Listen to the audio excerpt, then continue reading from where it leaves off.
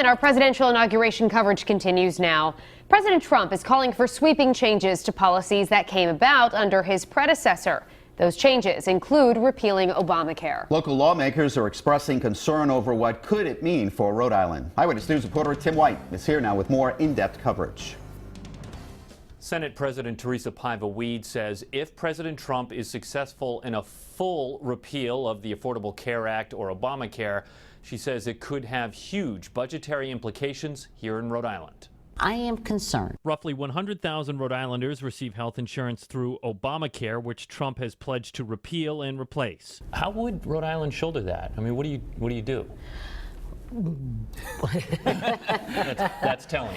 A guest this week on Newsmakers, Senate President Teresa Paiva Weed says it's too soon to say what kind of impact President Trump's policies will have locally.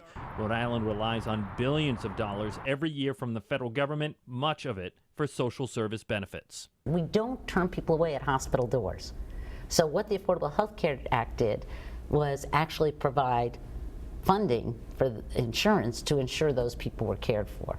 Paiva Weed says her biggest concern, however, lies in Trump's choice for Education Secretary Betsy DeVos. I was horrified at some of the stuff she was saying, that, to return to state rights, to return to the states the decisions about children with disabilities. Paiva Weed says now that Trump is in power, she hopes the country can move away from the divisiveness that she says came about in the elections. Tim White, Eyewitness News. Thank you, Tim. And coverage of the presidential inauguration continues on Eyewitness News at 6:30 over on Fox Providence.